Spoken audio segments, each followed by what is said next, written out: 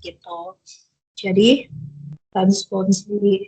responsi hari ini bakalan mungkin kalian agak mundur ke belakang lagi, ya hitung-hitung review aja tentang yang confidence interval itu yang sampling juga sedikit gitu.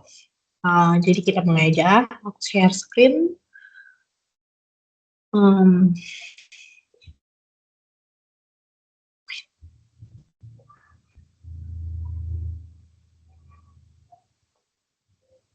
Oke, udah kelihatan. Oh,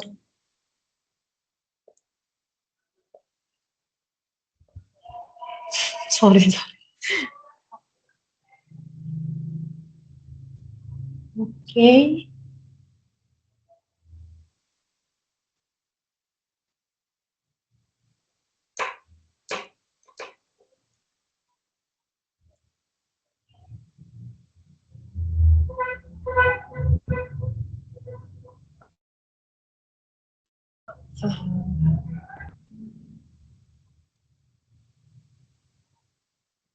Oke. Kita ke distribusi sampling dulu sebentar, nge-review sedikit. Bentar, ini layar masih oke. Jadi intinya kita review lagi. Sampling itu bakalan sampling itu pada dasarnya buat menggeneralisasi dari sampel ke populasi, karena kita nggak mungkin mengolah data, menghitung sesuatu itu langsung dari populasi ya, karena kan populasi lebih banyak ya. Kayak ini misalnya populasinya 1 juta orang, yang kita olah tuh pasti cuman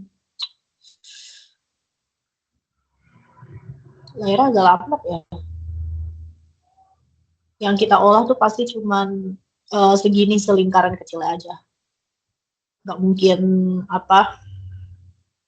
satu lingkaran 1 juta orang ini kita hitung semua statistik yang enggak, tapi kita biasanya itu pakai sampel bermain di lingkaran kecil gitu.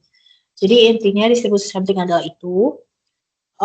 Buat notasinya sendiri,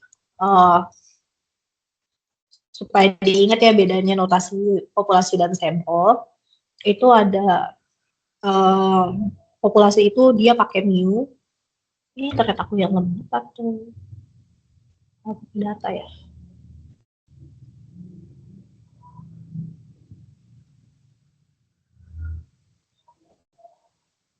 Nah,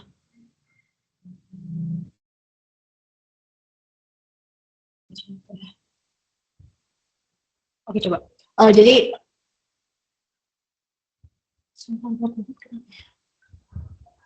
oke lah. Oke. Jadi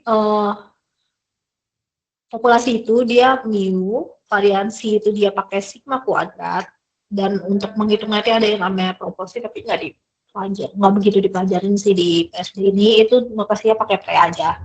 Kalau kita bermain sama sampel, notasinya itu ada X bar, buat variansinya itu variansi sampel itu S kuadrat, dan kalau proporsi itu dia pakai cap, gitu. Itu notasinya, diingat-ingat terutama yang mu dan X bar.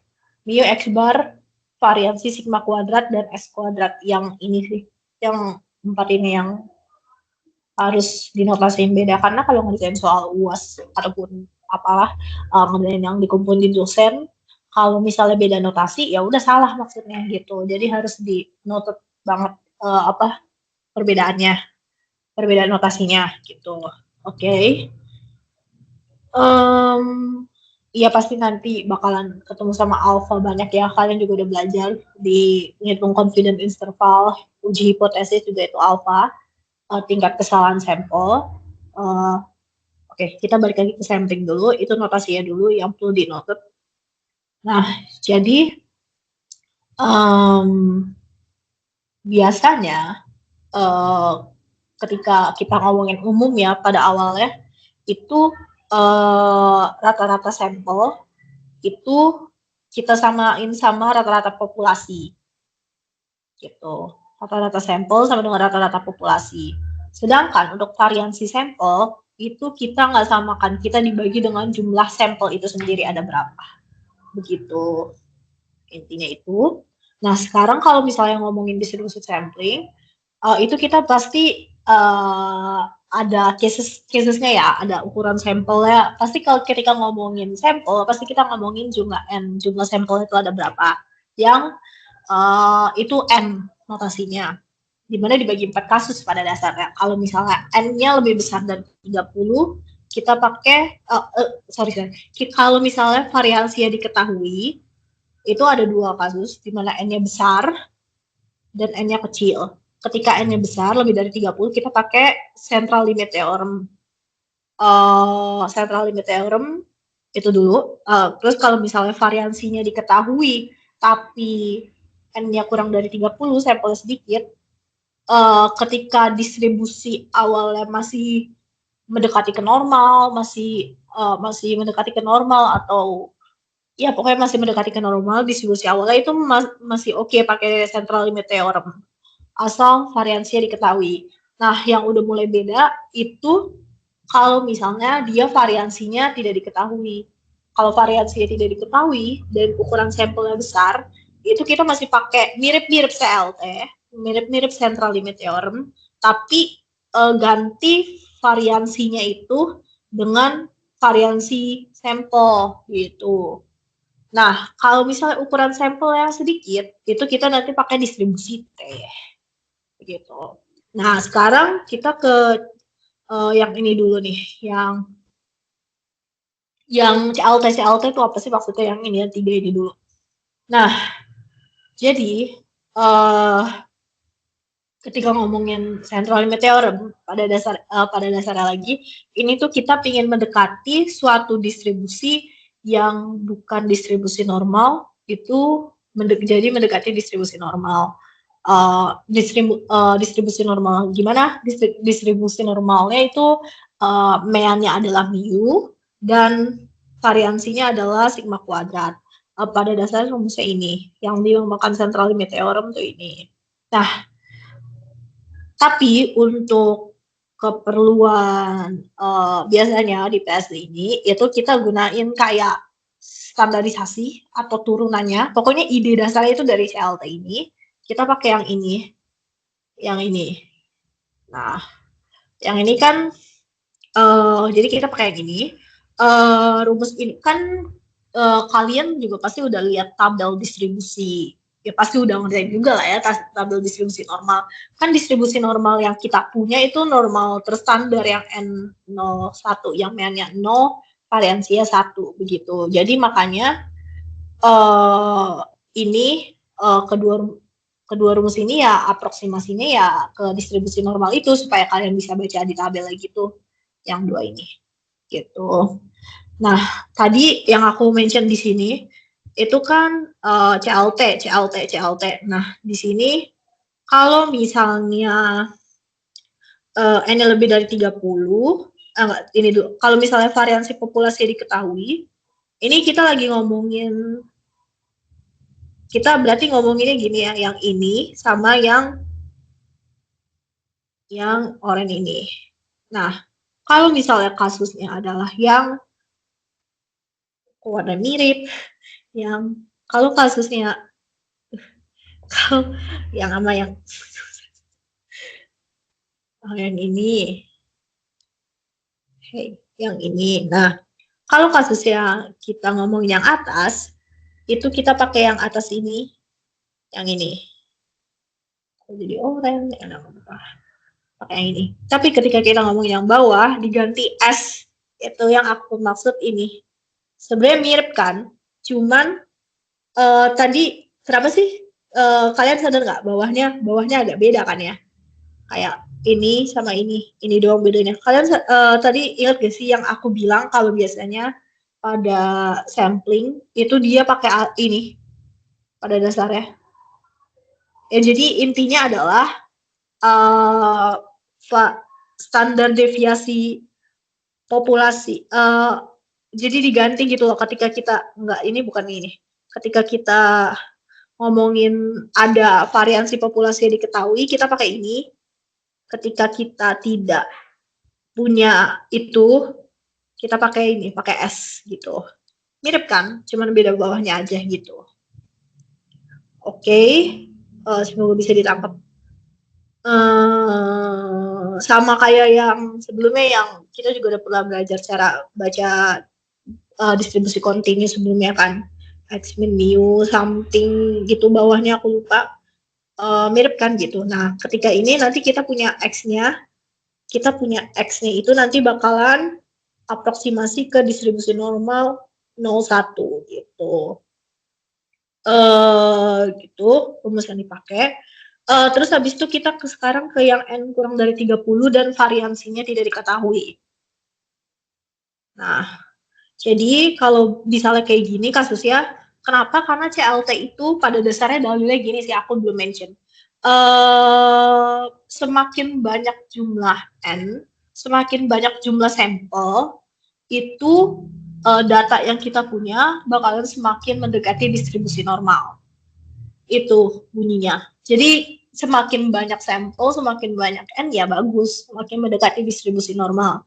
Nah, tapi kalau misalnya ini kenapa distribusi T? Karena N-nya kecil. Udah N-nya kecil, variansinya juga nggak ada lagi. Jadi mau dipaksain pakai normal, mau dipaksain aproksimasi ke normal, ya nggak bisa, karena udah jauh banget dari kriteria CLT ini. Kan CLT itu, ya tadi aku bilang, semakin bagusnya tuh semakin N-nya besar. Dan ini N-nya aja kecil kan, kurang dari 30, jadi nggak bisa dia dipaksain pakai normal, makanya kita ada distribusi kontinu. Satunya selain distribusi normal itu distribusi T, gitu asal usulnya. Oke, distribusi T. Distribusi T ini sama-sama kontinu kayak normal, cuman bedanya kalau misalnya di tabel, itu nanti kita ada baca tabel, dia tuh kalau kita, ini distribusi normal ya maksudnya. Kalau kita distribusi normal kemarin kan kita selalu punyanya tuh, misalnya ya kayak X kurang dari X besar, yang bisa dibaca di tabel maksudnya. Ini kan. Nah, kalau distribusi T, itu malah kebalikannya. Ketika kita baca di tabel, itu dia bakalan lebih besar. Nih, kayak di sini, ya kan? Yang kebaca tuh yang lebih besarnya. Gitu. Kalau normal tuh yang lebih kecil. Sifatnya sama kayak normal. Dimana dia kayak probabilitas kan maksimal 1 ya, ada di rentang 0 dan 1.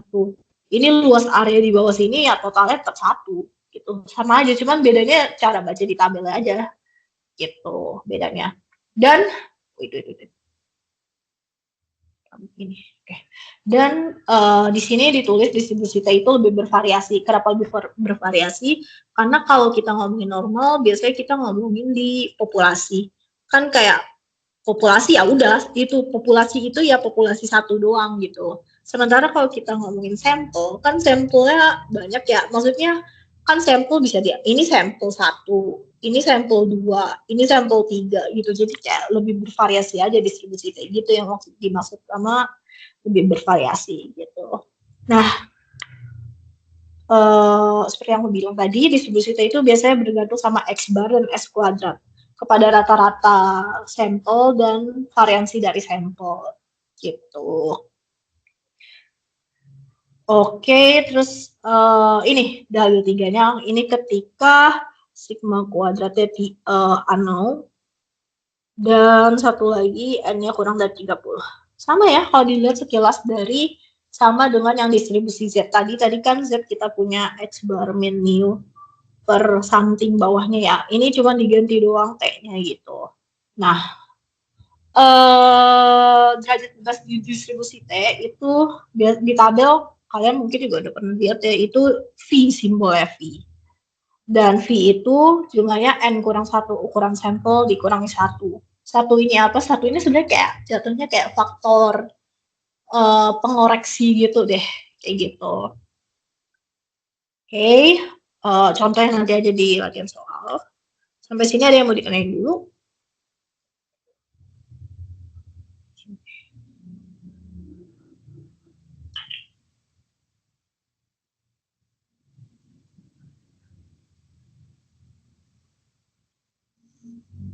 Kalau nggak ada yang mau ditanyain, kita lanjut ya ke interval percayaan.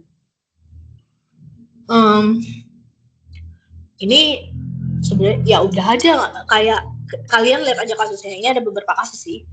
Kayak misalnya populasi diketahui berdistribusi normal, terus variansi populasi diketahui, N-nya bisa lebih dari 30, bisa N kurang dari 30, bebas. Itu pakai ini rumusnya. Gitu. Terus habis itu kalau yang T, kalau kita pakai T pasti ukuran sampelnya kecil, dan mostly dia variansinya tidak diketahui gitu. Pakai distribusi T. Mirip kan ya, cuman bedanya di ini aja. Sini doang bedanya. Tuh. Oke. Kita sekarang ketika variansinya tidak diketahui tapi N-nya besar dan populasi awalnya tidak diketahui distribusinya, kita pakai ini. Karena variansi populasi tidak diketahui, kalau nggak diketahui itu kita biasanya kalau ininya unknown, kita pasti bakalan alternatifnya tuh ngolah data pasti bakalan selalu yang namanya pakai punyanya sampel. Apapun kondisinya pasti kita punya sampel gitu. Ketika kita punya variansi populasi ya udah pakai aja itu intinya. Ketika kita nggak punya ya pakai S gitu. Sama sih, sama kayak ini kalau kalian lihat sekilas. Sama, cuman bedanya cuman ya S-nya diganti, ininya diganti sama S gitu, sama aja. Sama kok, gampang hafalinnya. Kalau kalian bingung penulisannya kelihatan beda ya, tapi kan sama. Gini, X bar min Z alpha per 2 S per akar N kurang dari mu kurang dari X bar plus Z alpha per 2 S per akar N. Sama kan kalau kalian lihat yang ini sama yang ini.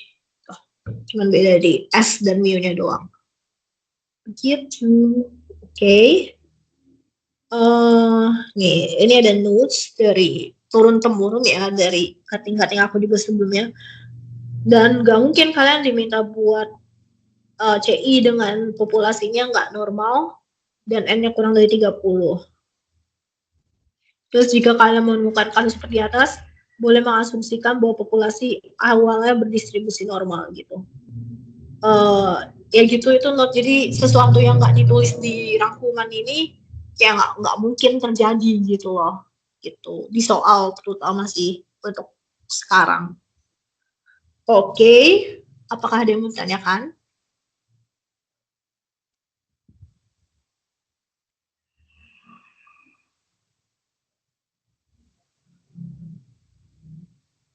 Oke, kalau nggak ada kita lanjut ke yang 2 mean. Sama sih, aku bingung jelasinnya karena sama kayak ya udah, kalau misalnya variansi populasi yang diketahui ya kita pakai variansi populasi. Dan ya gitu ya, langsung ke latihan soalnya kali ya kayaknya. Ada yang ditanyakan nggak ada di rumus ini? Oke. Biasanya nanti bakalan ditanyain kayak standar error dari interval 2 mean itu gimana. Dan standar error itu yang hijau-hijau ini, yang aku hijauin. Kayak ketika misalnya kasusnya ini kan dari 2 sampel ya, 2 main sampel, N satunya kurang dari 30, N 2-nya kurang dari 30, terus variansinya diketahui gitu lah ya, ini kasusnya 3 ini, ditanya ini standar errornya berapa, ya kita nanti hitung S standar error sama dengan SP akar 1/N1 tambah 1/N2. Nah ini dihitung aja, ini standar error ya. Ini SP rumusnya kayak gini. Better ke contoh halsu sih kalau ini mah. Oke. Ada yang mau ditanyakan?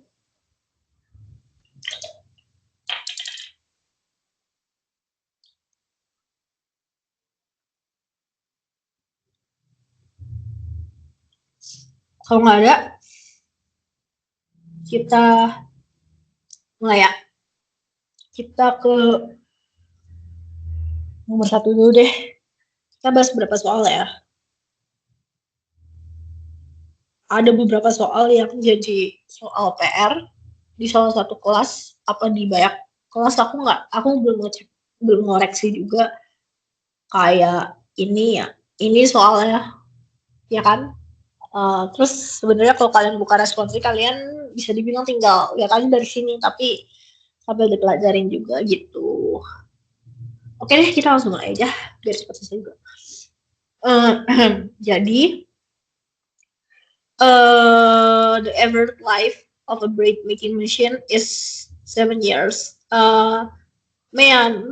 Man kehidupan mesin pembuat roti itu 7 tahun.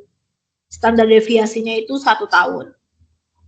Kita mengasumsikan kalau misalnya ini kan cuma dari ya pokoknya populasinya itu approximate mendekati distribusi normal. Kita diminta buat cari probabilitas rata-rata hidup mesin tersebut itu di sampel itu dari 9 sampel mesin dari jumlah sampel mesinnya itu ada 9, itu probabilitasnya di antara 6,4 dan 7,2 tahun. Oke, kita pahamin dulu soalnya. Average life of a bread making machine itu berarti kita ngomongin populasi dan makanya itu mu-nya sama dengan 7. Jadi pakai U. Aduh. Oke. Kita ini mu-nya sama dengan 7. Wait. Aduh. Mu-nya sama dengan 7. Oke. Terus standar deviasi ya, bukan variansinya 1 tahun. Jadi mu-nya sama dengan sigma-nya sama dengan 1. Terus abis itu berdistribusi normal, approximate populasinya. Abis itu diminta kita mencari, ini dulu, jumlah sampelnya ada 9. Makanya N-nya adalah 9. Terus kita diminta mencari ini nggak sih artinya kan? Itu. Oke, karena sekarang kita lihat, kita sambil buka rangkuman dulu. Buka rangkuman juga maksudnya. Yang apa sih? Ini. Kita lihat kasusnya, N-nya kecil, kurang dari 30.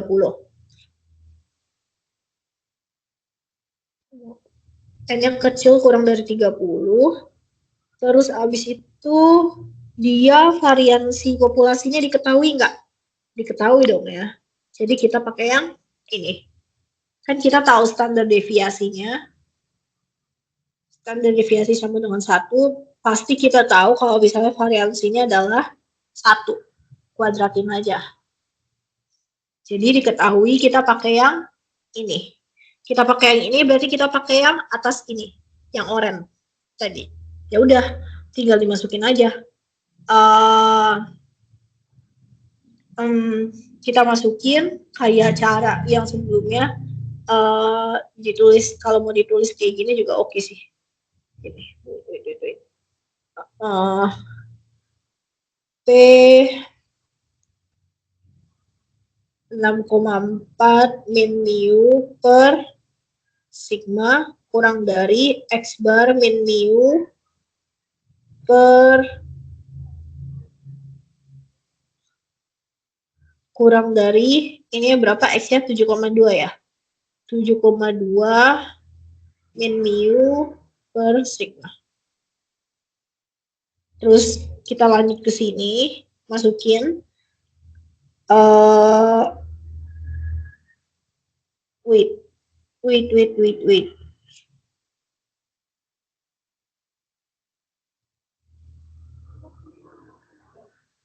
iya. Sorry. Oh iya, benar. Tadi jelasin ada kesalahan. Iya. Kita pakai S ya. Iya. Sorry. Jadi gini. Jadi kalau misalnya kita punya apa ya, kayak ini kan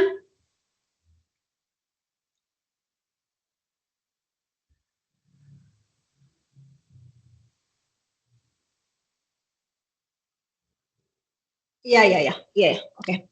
Jadi tadi kan kita tetap bener-bener kita kan pakai ini ya, yang oranye ini, yang oranye ini. Nah, tapi kan ini it's not apa ya, bukan dalam, masih belum dalam bentuk ini, masih belum ini kan cuma X doang gitu loh. Kita belum dalam bentuk X bar gitu, ya kan? Belum ada kan? Nah, makanya kita tulis ini, kita ganti jadi X bar gitu. Kita ganti jadi X bar dulu. Udah nyampe sini, kita apa ya? Kita cari tahu lagi kayak ini kan X bar.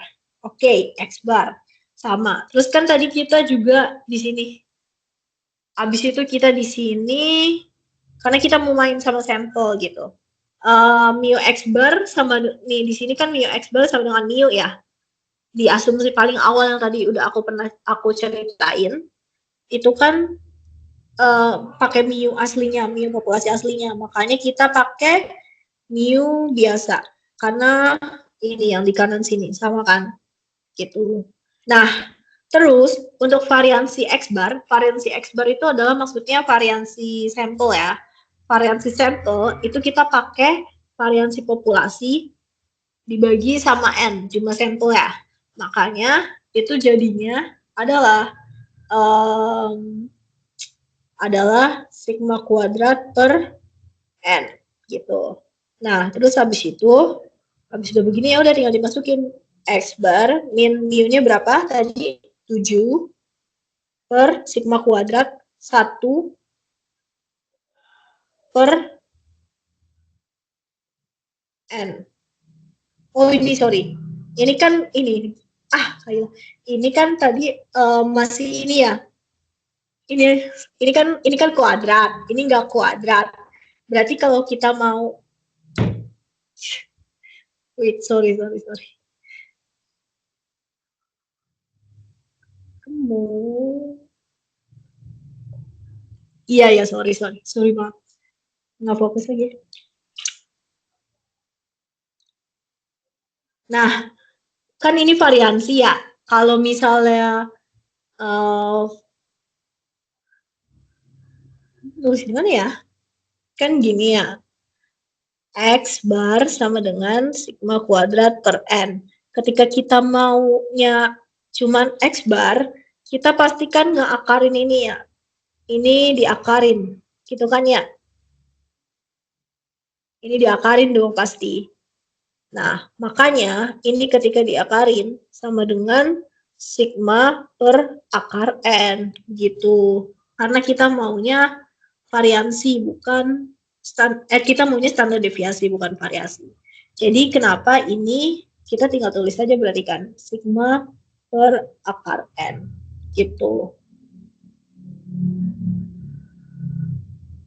Semoga paham ya. Ini penting banget ternyata, not just introduction. Ini penting banget gitu. Jadi ketika kita ngomongin mean sampel itu sama dengan mean populasi, dan ketika kita ngomongin variansi sampel itu adalah variasi populasi dibagi N gitu. Oke, kita tinggal masukin standar deviasinya tadi 1 per akar N. Akar 9 berapa? 3 gitu. 3. Makanya kita dapat rumus ini. Rumus ini gitu ceritanya. Oke, kita tinggal masukin ini semua ke sini ya. X barnya 6,4, terus ini 7,2. Kita masukin, kita hitung ini.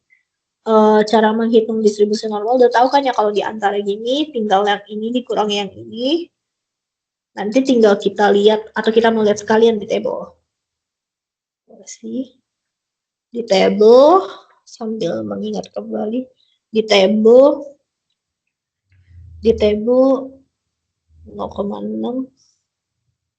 0,6.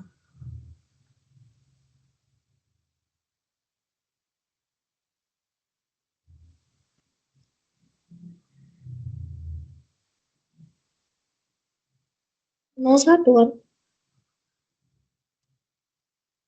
Ya, yang mana sih? Ya, intinya di table begitu nilainya. Segitu nilainya kalau kalian lihat.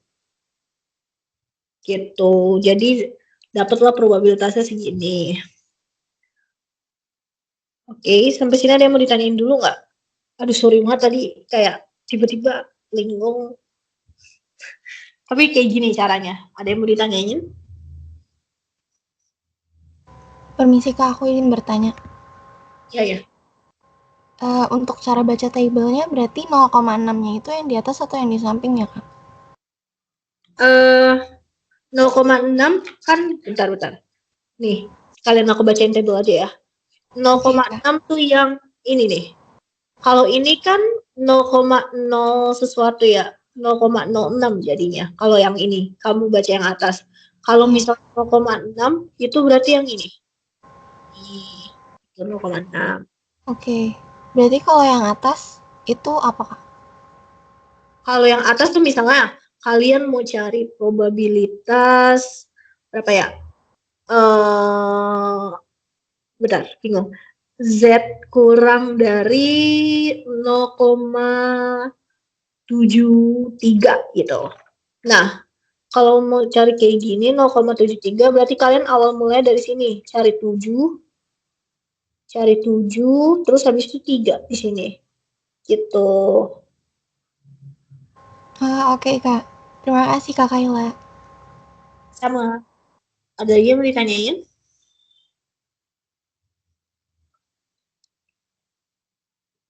Kalau nggak ada kita lanjut ya. Oke, yang B ini kita diminta the value of x to the right of which 50% of the means compute from random samples of size 9 would fall. Jadi kita diminta untuk mencari nilai x kecil, nilai x kecilan kayak gini, itu sedemikian sehingga nilai x kecilnya itu apa ya, 15% nilai rata-rata sampelnya itu ada di kanan. Jadi kayak gini. Jadi probability yang sebelah kanan ini itu 15%. Gitu. Kita diminta nyari X-nya. X-nya berapa sih gitu. Gitu. Nah, sama sih di bawahnya karena kan tadi kita udah cari asal usul ini di approximate ke normal standar kan ya. Jadi tinggal dimasukin aja. Z kita tinggal masukin ininya jangan lupa ini adalah X bar dan ini X kecil yang bakalan kita cari. Yang bakal kita cari ini X bar gitu. Ini nanti di bawahnya ke distribusi Z. Dan ini ya sama kayak tadi kan ya persis gitu. Dan ini 0,15. Nah, kan kalau distribusi normal itu dia yang tadi aku bilang dia tuh ininya ini ya selalu kurang dari gitu. Nah, makanya yang sebelah sini itu dia tuh ekuivalen gitu. Kan kita juga udah pernah mention gak sih kalau ya kita udah pernah mention kok kalau misalnya ini yang di hijauin yang dikotakin ini itu ekuivalen. Nah, oke, kita udah tahu ya itu ekuivalen karena kan luas di bawah kurva itu 1, terus apa ya, nggak usah dijelasin lagi kan ya, pokoknya ini ekuivalen gitu. Abis itu kan ini tadi 0,15 ya. Kan kalau misalnya di sifat perjumlahan biasa, kalau misalnya kita punya B, kita punya C, kita tambahin kedua ruasnya sama A,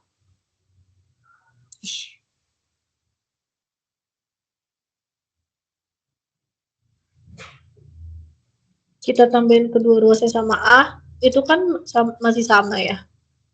Gitu. Jadi konsep ini yang digunain ke sini. Ini kita tambah 1. Sorry, ini tuh pada dasarnya gini. Kita tambahin 1 sih, tapi sebelum itu kayak kita minusin kedua ruas dulu kayak Ini jadi misalnya kita punya B sama dengan C. Terus kita minusin B sama dengan min C. Nggak apa-apa dong. Kan ekuivalen ya keduanya. Loh. Oke. Sorry. Oke. Kita giniin keduanya kan masih ekuivalen. Terus habis itu kita tambahin satu di sini dan di sini masih ekuivalen dong. Keduanya masih rata. Nah, itu yang kita lakukan dari sini ke sini stepnya. Gitu. Paham kan ya? Gitu. Makanya ini ekuivalen. Dan ketika ini udah ekuivalen, kita tinggal ini dikurangin jadinya 0,85. Itu adalah 0,85. Terus habis itu kita tinggal cari ini. Udah nih stuck di sini. Udah di sini. Kita kan udah dapat suatu persamaan yang di sini itu ekuivalen dengan yang di sini, pastikan kayak sama gitu, setara. Nah, kita kan mencari x kecilnya nih pada akhirnya. Gimana sih cara nyari x kecilnya gitu ya? Oke, kita cari x kecil di distribusi normal yang hasilnya 0,85. Sebentar. 0,85 tadi ada. Nah, 0,85 tuh maksudnya yang di ini ya, yang dinilai di dalam-dalamnya gini. 0,85 mana 0,85 ini nih. Dia nggak ada di apa ya? Dia ada di antara dua nilai ini nggak sih, 0,85 tuh? Ya nggak sih, di tengah-tengah. Nah, kalau di tengah-tengah ini, bentar, ada yang lebih dekat lagi nggak ya? 1, nggak ada. 0,84. Nah, 0,85 di sini nilainya. Nah, ini tuh kalau ditarik garis kan, berarti kan nilainya tuh ada di antara 1,3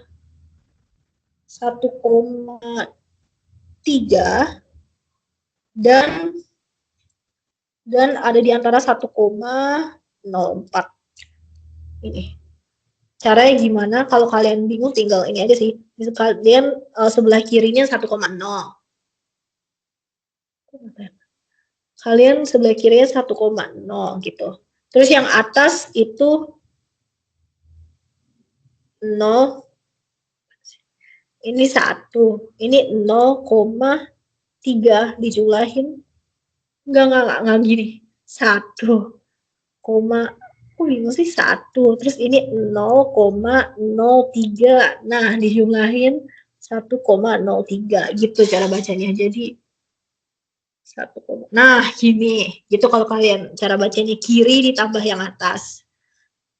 Same with yang 1,04, 1,0. Ini 1,0 ditambah 0,4. Jadilah hasilnya 1,04 gitu. Nah, jadi kan intinya nilai 0,85 itu ada di antara dua ini kan. Bener kan? Ada di rentang tersebut. Nah, makanya dari itu cara taunya, kita nulisnya gimana, kita ambil nilai tengahnya. Bagi 2. Gitu. Sama dengan 1,07 bagi 2. Sama dengan 1,035 gitu. Jadi kita punya nilai ini, nilainya tuh kayak gini. Ini emang loncat-loncat tulisannya. Nah, kita kan tadi dapetnya nilai 1,035. Nah, kita ke atasin aja gini. Jadi kita punya probabilitas Z kurang dari 1,035.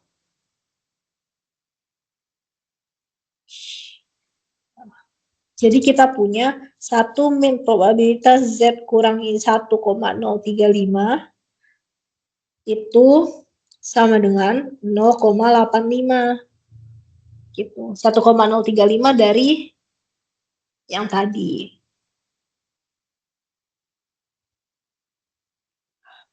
Nah, gitu. Nah, Nah, tadi kan kita punya ini ya, kita mau cari X-nya. Kalau kita tulis ulang 1 min probabilitas Z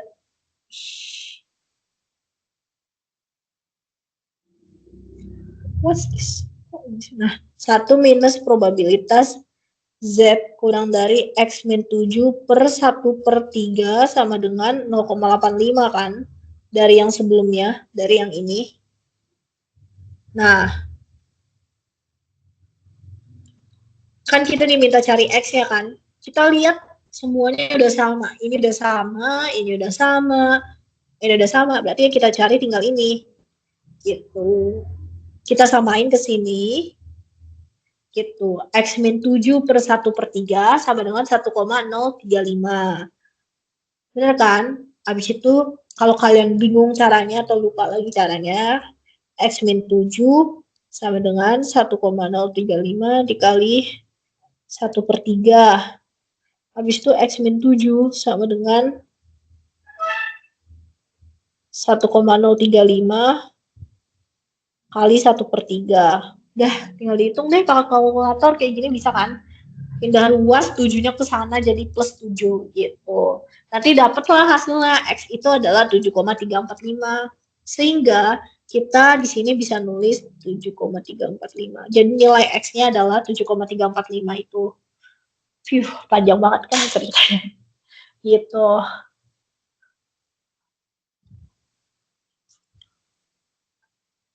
Ada yang mau ditanyakan? Emang bingungin sih.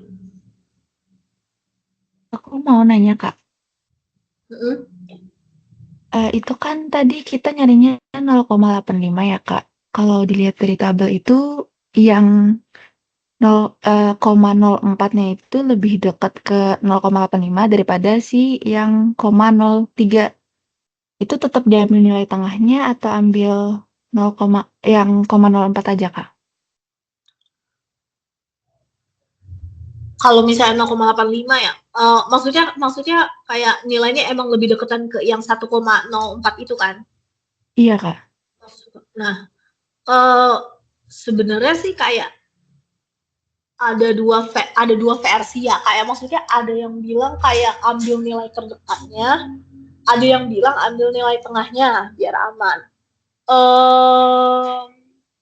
Sebenarnya biasanya kalau di PSD aku ambil nilai tengahnya, cuman just to make sure mungkin kalau misalnya ambil nilai terdekatnya atau bahkan ada yang ambil nilai yang bawahnya gitu loh, kayak emang banyak versi sih ini, mungkin nanti bakal aku terusin ke grup sih, tapi selama ngajar dan belajar PSD itu selalu ngambil nilai tengahnya gitu, meskipun dekat ke salah satu gitu. Oke, makasih, Kak. Oke, sama-sama. Permisi, Kak, aku izin bertanya. Ya. Kalau misalnya Z-nya itu lebih dari 3,4, gimana ya, Kak, caranya? Kan soalnya paling maksimal tuh min 3,4 sama 3,4. Oh, ini. Kamu pernah nemu soal yang lebih dari itu? Aku belum pernah nemu sih. Iya, aku pernah, Kak. Tapi nggak iya? tahu siapa yang salah atau enggak. Oh, jujur kalau misalnya itu pasti di tugas ya nemunya. Enggak sih, Kak, aku ngeliat di buku Walpo. Oh, di buku Walpo. Iya itu biasanya kalau buat ujian sih nggak mungkin, nggak bakalan ada yang kayak gitu. Tapi kalau misalnya di tugas ada, kalian tahu kan ya kalau misalnya di Google tuh ada kalkulator distribusi Z, kalkulator distribusi normal. Nah, di situ kalian bisa dapat nilai yang lebih dari tabel. Dan juga sebenarnya kalau distribusi lain juga ada kalkulatornya di Google. Dan biasanya tapi kalau misalnya ini kasusnya distribusi lainnya. Kalau misalnya distribusi lain di ujian nih tiba-tiba ada misalnya ketika ngomongin distribusi T nanti V-nya itu ada 240 gitu. Kalau di distribusi selain normal sih dia pakai nilai infinity aja gitu. yang infinity. Tapi kalau buat normal aku belum pernah nemu deh di ujian gitu. Tapi kalau misalnya terpaksa ada di tugas, mungkin kalian bisa pakai kalkulator distribusi Z gitu. Di Google ada kok, aplikasinya juga ada. Gitu, semoga menjawab sih. Menjawab Kak, terima kasih Kak Kayla. Sama-sama. Oke, ada yang ditanyain lagi?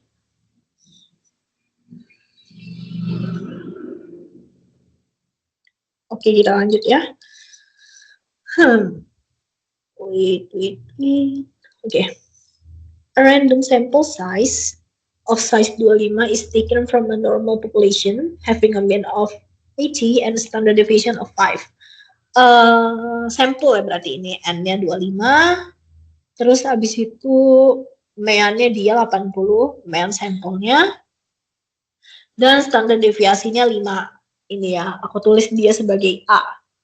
Terus ada ini nih, ada sampel kedua. Sampel kedua kita namain B, dia M-nya 36.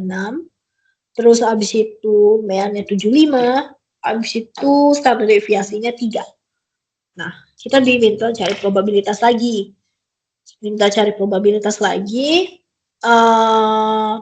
Di mana yang ukuran sampel 25, yang A ini, itu bakalan melebihi sampel yang B, yang 36.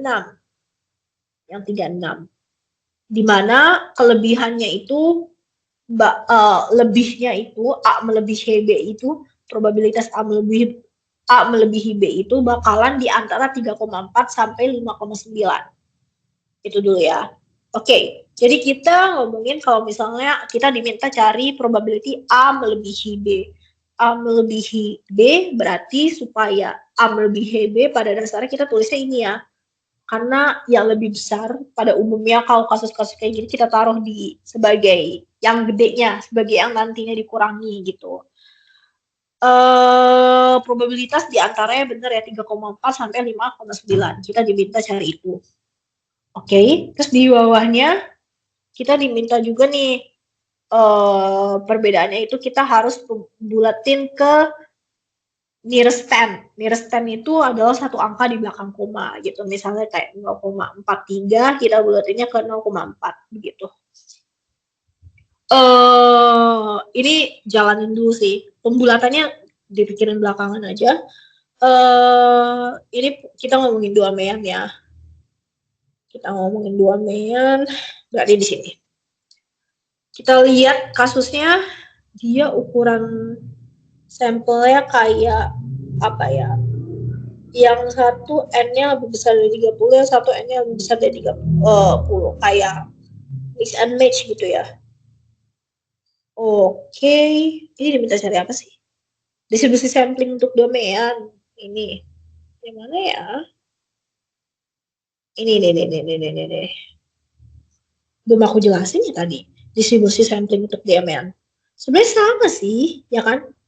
Kalau kalian lihat ini sama ini, cuman ya buat domain aja gitu intinya.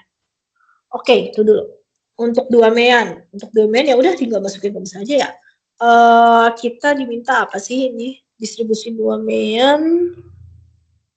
Oke. Ini sih. Kalau tadi kita punya apa ya? Kita punya yang ini. Yang ini nih, yang mode yang ini, yang mean sampel sama dengan mean populasi, variasi sampel sama dengan variasi populasi dibagi N. Untuk yang domain, kita juga punya mirip-mirip kayak gitu, tapi kita kayak gini. Di mana variasi sampel yaitu variasi gimana ya jelasinnya?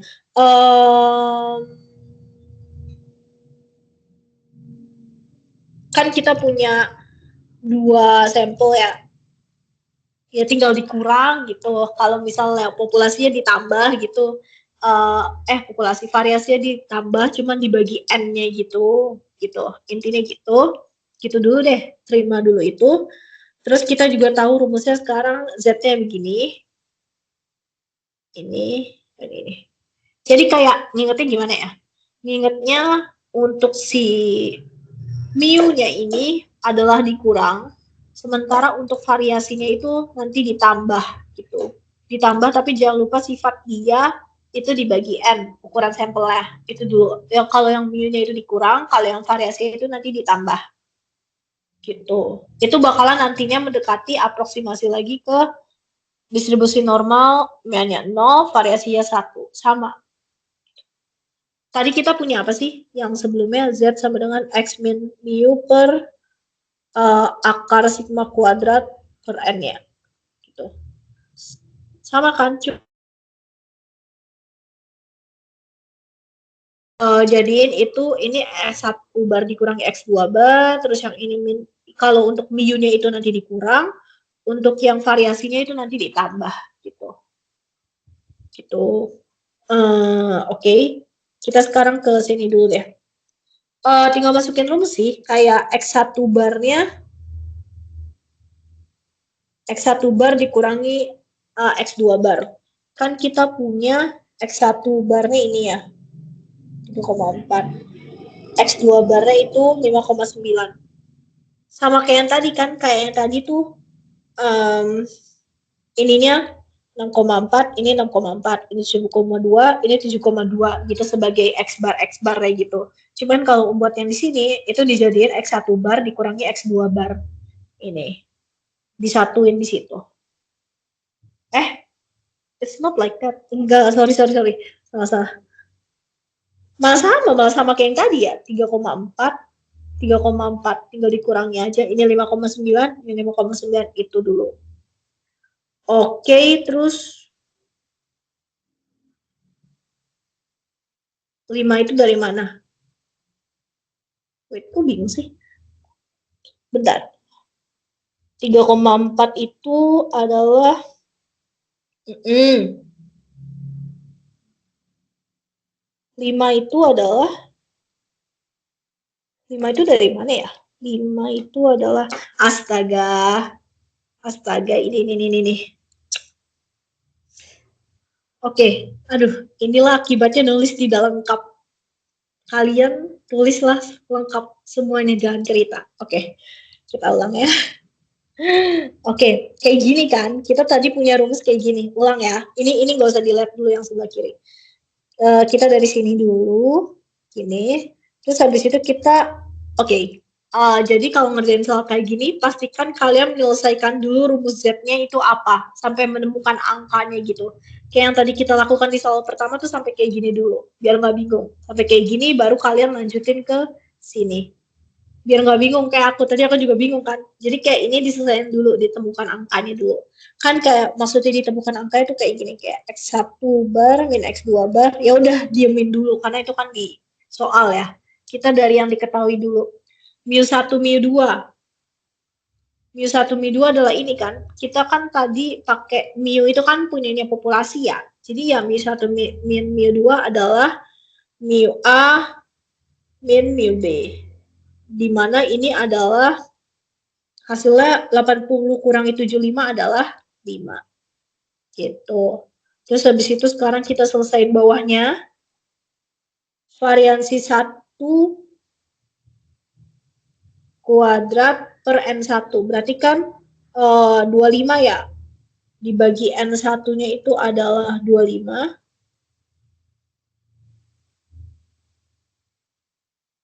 Ditambah variasi 2-nya ini 3 kuadrat 9.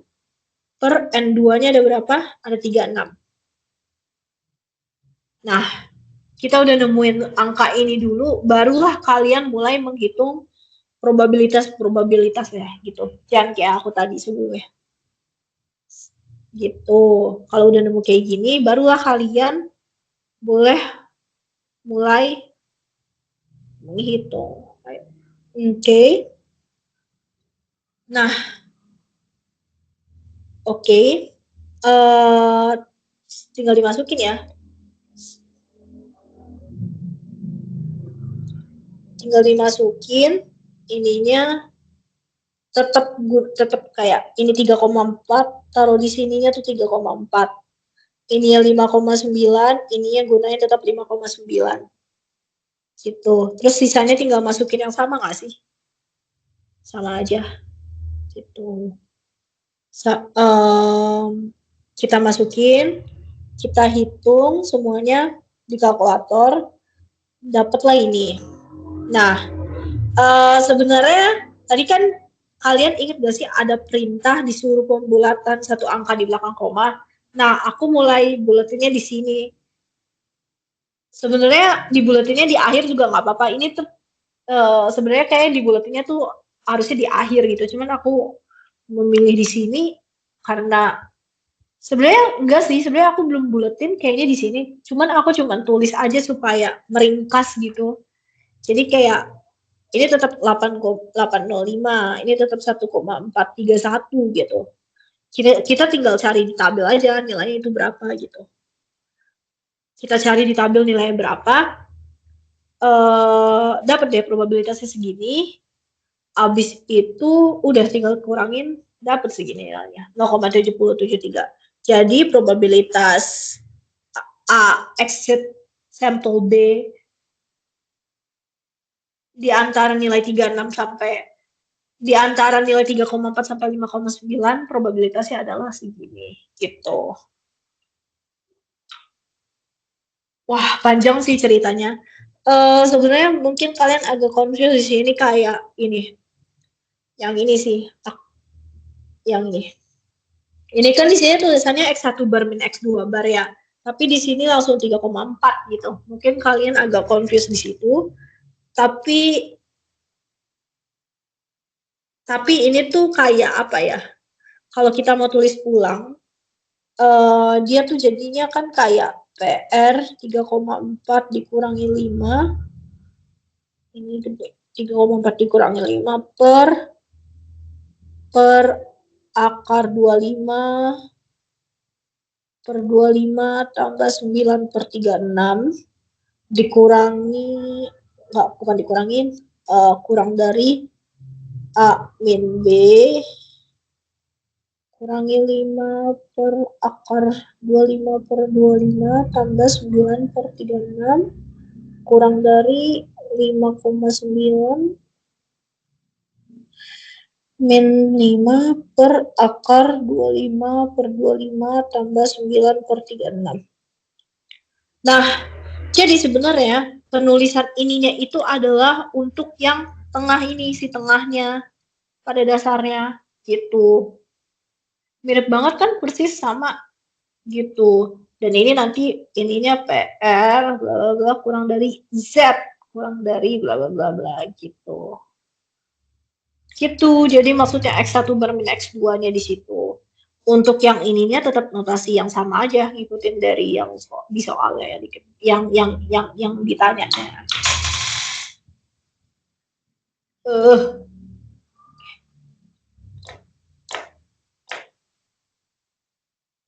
Oke, ada yang mau ditanyakan?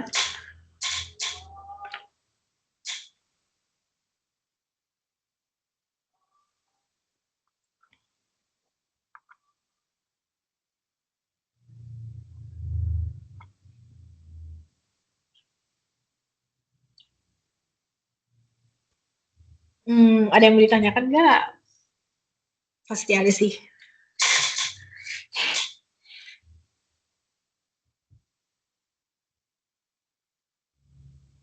Oke,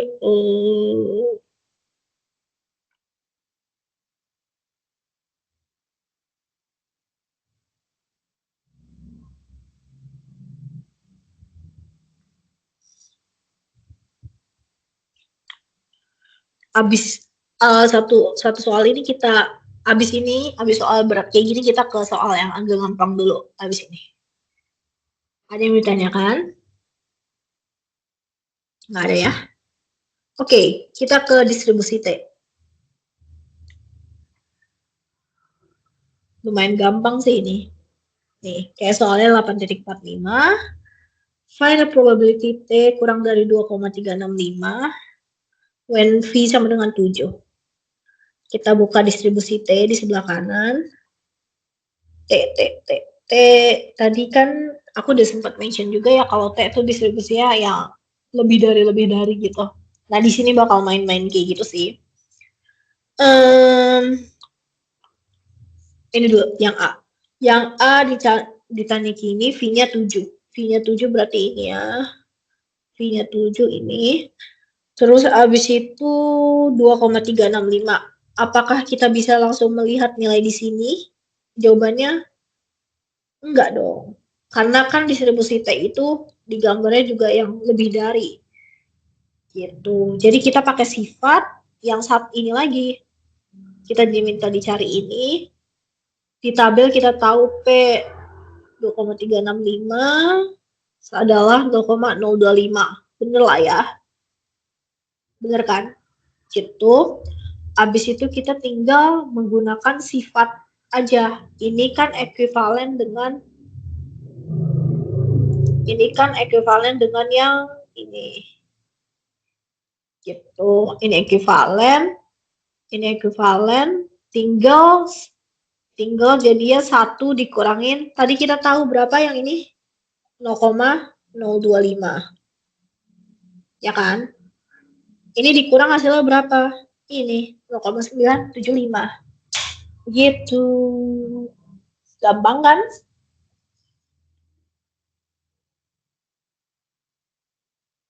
Oke, kalau nggak ada yang mau ditanyakan, kita lanjut dulu. Ini gampang banget. Find probabilitas T lebih dari 1,318 when V-nya 24. V24 berarti ini. T lebih dari 1,318. Ini. Kita tarik ke atas. 0,10. Benar, 0,10. Gitu. Oke, sekarang yang C. Yang C agak ribet. Oke, ini diminta probabilitas tapi di antara nilai tersebut dan ketika V-nya adalah 12.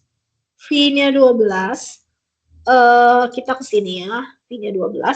Sama kayak distribusi normal kan ya, sifatnya yang kanan dikurangi yang kiri, yang kanan dikurangi sama yang kiri, yang kanan dikurangi sama yang kiri, terus habis itu gini, kita dapat ini. Tapi kita dari sini belum bisa dapat apa-apa nih dari tabel, karena kan tabelnya yang lebih dari doang kan ya. Oke, maka dari itu kita buatlah itu jadi lebih dari. Nah, gimana caranya? Kenapa tiba-tiba kok jadi begini gitu kan ya? Kalau kalian ingat semua sifat distribusi kontinu, pasti simetris. Kan kita punya ini probabilitas T kurang dari minus 1,356 kan. Berarti kan ini yang sebelah sini dong. Yang sebelah sini digambar. Nah, pasti itu simetris kan. Hasilnya sama kayak yang T lebih besar dari 1,356. Ya kan? Pasti dong sama orang simetris, kanan kiri sama gitu. Makanya ini ekuivalen dengan yang ini. Gitu. Makanya ekuivalen. Sehingga kalau distribusi T udah ada simbol lebih dari, kita bisa tinggal melihat di tabel. PT lebih dari 1,356, kita lihat ya, V-nya dia 12. V-nya 12, kita cari. 1,356 ini ketemu. Berapa tuh nilainya kita tarik ke atas? 0,10. Makanya kita di sini tulis 0,10. Gitu. Nah, sekarang sisa yang ini nih kirinya. Sisa yang kirinya ya udah gunain sifat ini lagi. Satu dikurangi itu kepake banget sih. Ya udah tinggal dicari lagi.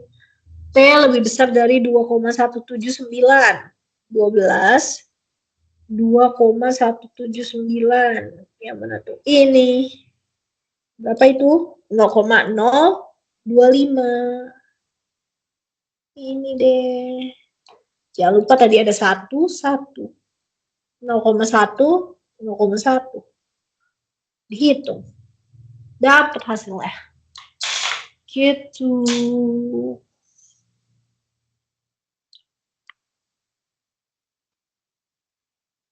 Ada yang mau ditanyakan?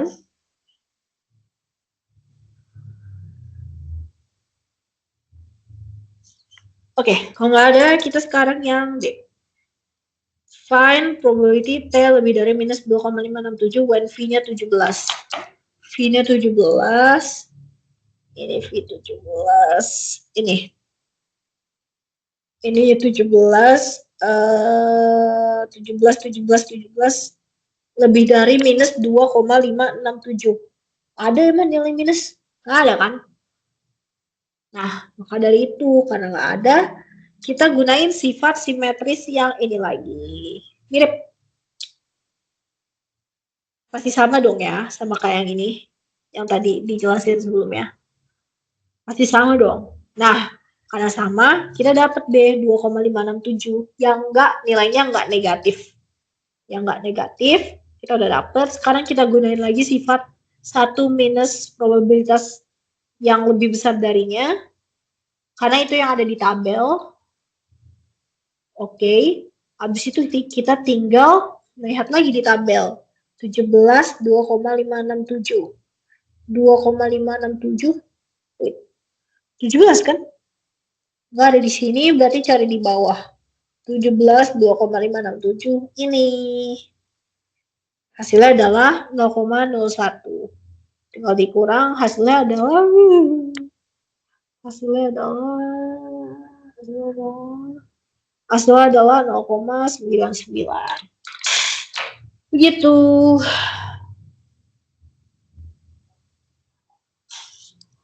Apakah ada yang ingin ditanyakan?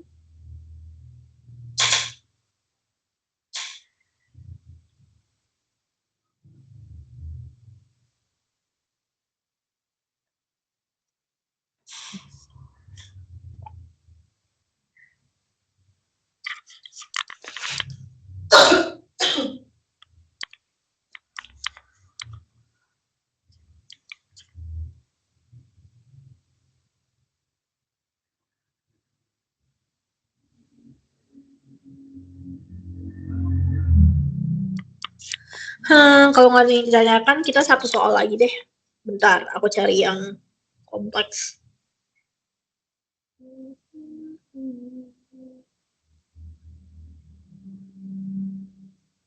Of course yang CI sih, CI belum kesentuh. Ini apa ya? Ini deh. Ini. Oke, satu soal lagi. In a study,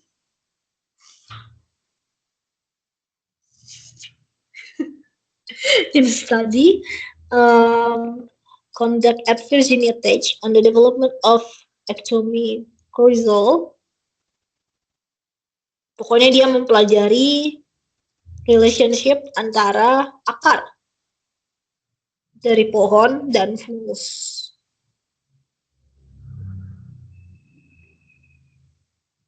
Oke.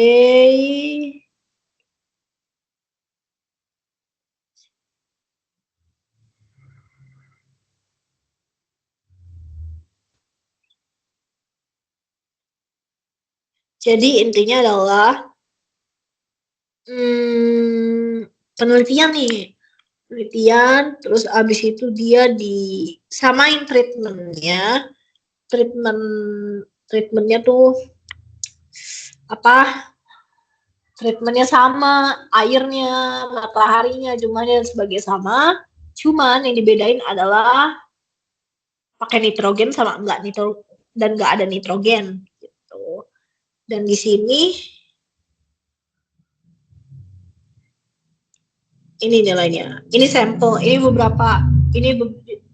beberapa sampel yang diambil yang dicatat. Di sini kita diminta untuk membuat 95% confidence interval for the difference in the mean kayak perbedaan antara yang nitrogen sama non nitrogen ini. Kita mengasumsikan kalau populasinya ini berdistribusi normal dengan equal variance. Equal variance tuh variansinya sama. Tadi kalau sempat dilihat kita di ini ada rumus yang equal variance. Yang CI 2 meat ini. Equal. Kita kalau misalnya lagi ngeliat catatan dan di sini kan ada banyak clue ya, maksudnya ada populasi yang lebih dari 30, kurang dari 30, ada banyak clue lah ya intinya. Cari yang paling mencolok dulu. Ini yang paling mencolok equal variance. So, kita melihat dulu yang ada jelas-jelas dimension equal variance. Ini udah jelas lah ya. Nah, kalau udah tipsnya dari aku tuh gitu, cari yang paling mencolok. Udah nih, udah mencolok. Udah satu syarat terpenuhi. Kita lihat syarat-syarat lainnya terpenuhi nggak? Sampel sama-sama kurang dari 30 nggak keduanya? Jelas. Kedua cuma 10 atau berapa nih? Yang di sini. Ini berapa, cuma berapa tuh? Jelas sedikit. Terus variasi populasinya tidak diketahui. Iya nggak sih? Dari tadi nggak di-mention apa-apa tentang variasi populasi. Ya kan? Terus habis itu diminta diminta syaratnya adalah populasi berdistribusi normal. Ini di kalimat terakhir ini, assume the population to be normally distributed. Nah, jelaskan ya, berarti kita pakai yang ini gitu cara nyari clue-nya. Cari yang paling the most obvious one dulu. Oke, kita pakai rumus ini ya pasti. Oke, kita namain kasusnya yang A yang tidak pakai nitrogen, yang B pakai nitrogen. Karena di sini cuma nggak diketahui apa-apa nggak sih, cuma diketahui ini sampel, udah variasi populasi yang sama, udah nggak ada lagi. Sementara kita lihat di rumus ini kita diminta banyak banget, X1 bar, X2 bar, SP lagi, banyak kan, sehingga kita harus mencari itu sendiri. Pertama kita cari rata-rata dulu yang gampang. Cara nyari rata-rata udah pada tahu lah ya. Ini ada 10 sampel masing-masing, kita jumlahin semua. Yang pertama yang non nitrogen dulu, yang A. Yang A kita jumlahin semua 0,32 sampai 0,43. Ini kita jumlahin ini semua, cari rata-rata, dapatlah ini 0,399. Nah, selanjutnya ketika kita ngomongin kayak gini, itu pasti ketika selain kita ngomongin mean, kita pasti ngomongin juga standar deviasi atau variansi. Nah, rumusnya ini banyak yang lupa sih. Ini rumusnya ya. X I min X bar kuadrat per N min 1, bukan per N. Nah, cara baca sumasinya nih, yang kebanyakan masih pada bingung. Kita udah tahu ya ininya, kita udah tahu meannya itu 0,399. Ya udah, kita juga tahu ininya 0,32 sampai 0,43. Ya udah tinggal dijumlahin tuh. 0,32 dikurangi 0,399 kuadrat, bla bla bla bla sampai 0,32 iya, 0,53 iya, 0,28 iya. Gitu. Gitu cara menghitungnya ya. Terus dibagi NA-1. NA-1 berapa? Tadi N-nya kan 10. 10 dikurangi 1 itu 9. Jadi dibagi 9. Dihitung pakai kalkulator, dapatlah segini hasilnya. 0,053. Nah, tapi biasanya kita ngomonginnya itu adalah standar deviasi ya. Di sini di rumus ini juga, ini variansi ya, tapi nggak apa-apa. Kita juga cari aja standar deviasinya. Kok nggak salah, tinggal diakarin aja kan. Akar dari 0,053. Berapa? Segini. Gitu.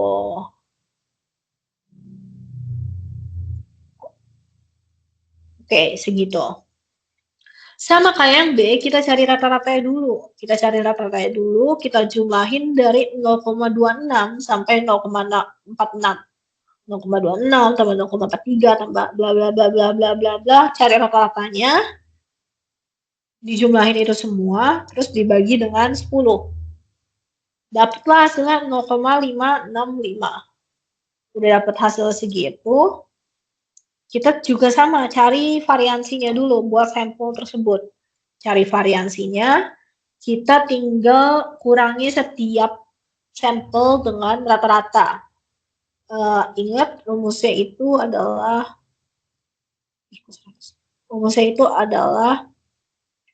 S kuadrat sama dengan sigma XI min X bar per kuadrat dibagi N min 1.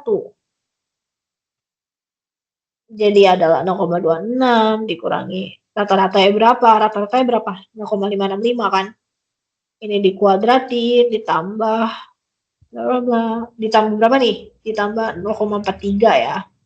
0,43, aduh, 0,43 dikurangi X bar kuadrat, bla bla bla bla bla, sampai ke 0, ini. Dibagi 10 dikurangi 1. Gitu. Dijumlahin ya semuanya, ada 10 kayak ginian. Gitu maksudnya cara nyari standar deviasi, cara nyari variansi. Dibagi 10 hasilnya adalah segini. Habis itu cara nyari standar deviasinya tinggal diakarin. Diakarin dapatlah hasil segini. Dapatlah hasil segini. Habis itu tadi kita diminta CI-nya 95% ya. Ini 95%. CI-nya 95%. Biasanya ketika kita ngomongin CI, kita harus cari dulu alfanya. Cara nyari alfanya gimana? Alfa atau alfa per 2 kita lihat di rumus. Di sini di rumus kita diminta dicarinya apa yang sebelah kanan. Alfa kan, bukan alfa aja. Makanya sekarang kita cari alfa per 2-nya. Oke. Cara rumusnya ini, yang ini harus di alfa. Enggak sih, ini pasti refleks kalau kalian sering latihan. Kayak 100 dikali 1 min alfa persen sama dengan berapa? Ya persennya kita coret di sini, kita coret persennya. Jadinya 100 dikali 1 min alfa sama dengan 95. 1 min alfa sama dengan 95 per 100. 1 min alfa sama dengan 95 per 100. 95 per 100 kan 0,95 ya.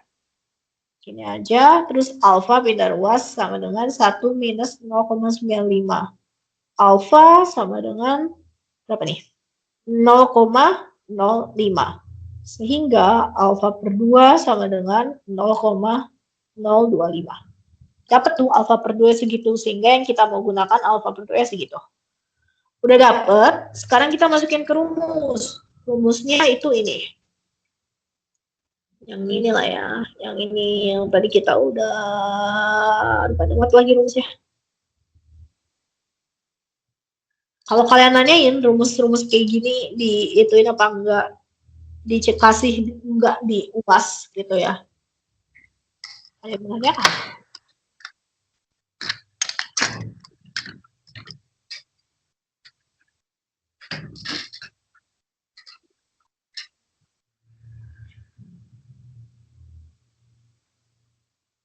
Ya.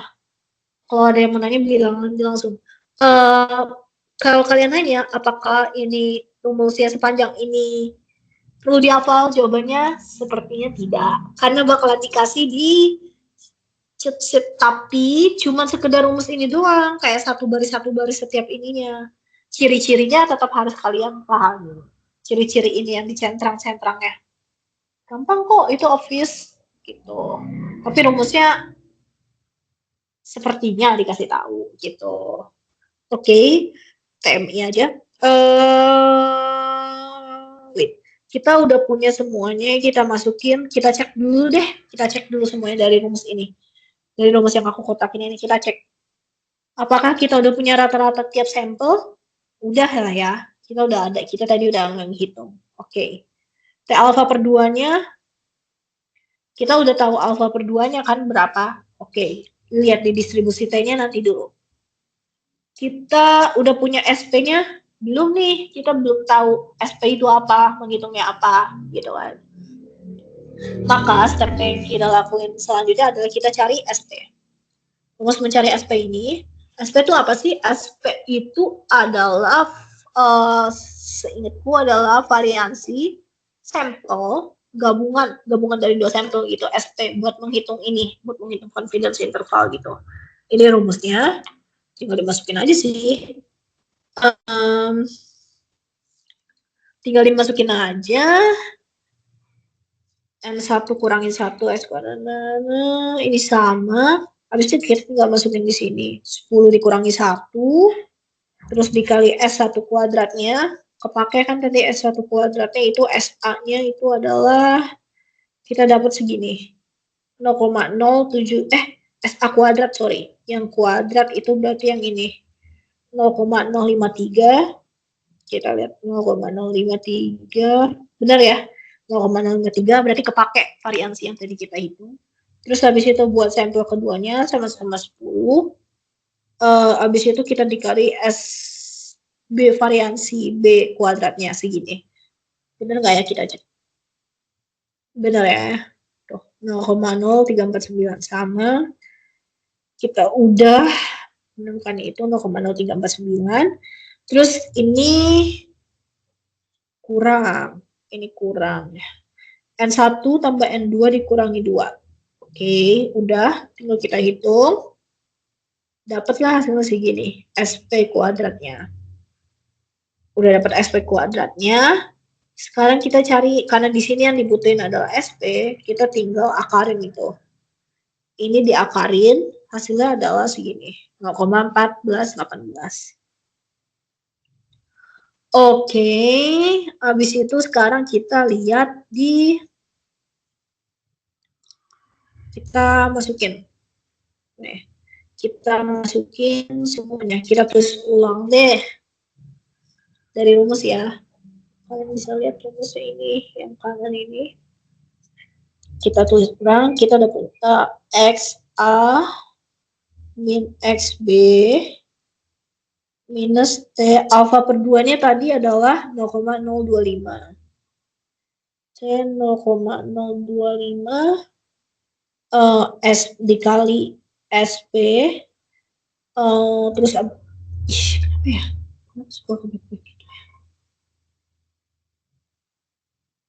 SP supaya nggak bingung gini. T 0,025 dikali SP dikali akar 1 per N1 tambah 1 per N2 dikurangi min 1 min min 2 dikurangi kurang dari apa sih kurang dari ya XA bar min XB bar ditambah T 0,025 SP 1 per N1 tambah 1 per N2. Oke, kita tinggal masukin nih. XA tadi berapa? XA-nya itu kita punya ini 0,399, 0,565. 0,399, 0,565 minus T alfa T. Nah, ini nih T-nya ini gimana ini? Jadi bentar, itu dulu. Jadi kalau misalnya ini tadi tuh nggak dimention lagi ya. Nah, kan tadi kita punya pas menghitung sebelumnya, kita pernah bahas ini nggak sih V sama dengan N-1.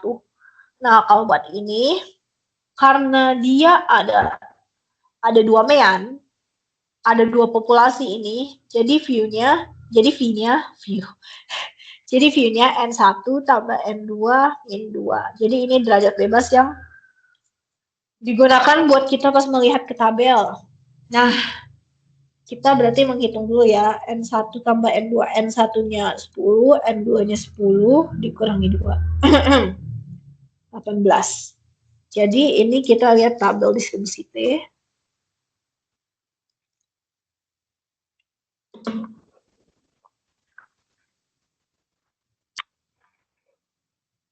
Tabel distribusi T, alfanya 0,025. Ini, alfanya 0,025, V-nya 18. V-nya 18, ini. Ini. 2,101. Jadi, kita dapatlah, kalau biar nggak lupa, mau ditulis gitu, kayak T 0,025 dengan V-nya sama dengan 18 adalah berapa tadi? 2,101. 101. Ini kita lupa. Oke, jadi ini tinggal 2,101 dikali SP-nya berapa tadi? SP-nya 0,14 lah ya. 0,1418 dikali akar 1/10 ditambah 1/10 dikurangi min 1 min min 2 dikurangi bentar ini gini deh biar nggak bingung. Oke. Wait, salah. Oke. Habis itu ini 0,399 tulis kurang aja 565 ditambah 2,101 0,411 2/10 langsung ya sama. Nah, jadi confidence intervalnya ketika kita hitung ini pakai kalkulator ini kita selesaiin, kita dapat hasilnya minus 0,299 minus 1 min minus 2 sampai 0,033 gitu ketemu. Jadi confidence interval untuk perbedaan mean between keduanya yang menerima nitrogen sama yang tidak adalah sebesar segini confidence intervalnya dengan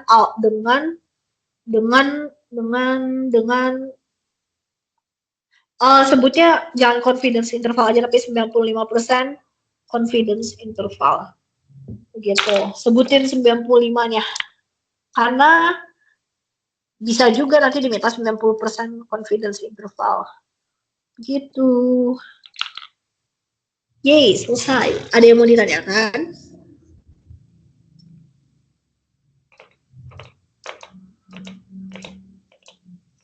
Sampai 29 deh apa 30. Aku tunggu. Aduh.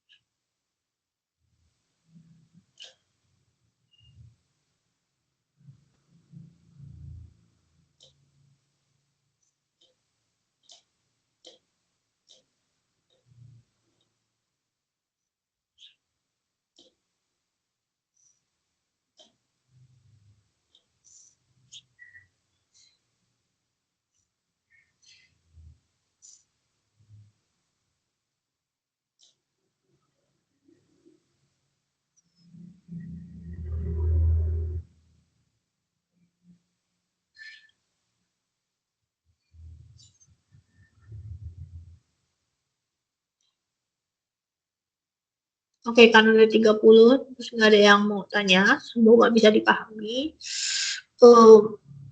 Mungkin Senin atau Selasa bakal ada respons lagi ya, karena kita harus ngejar waktu juga.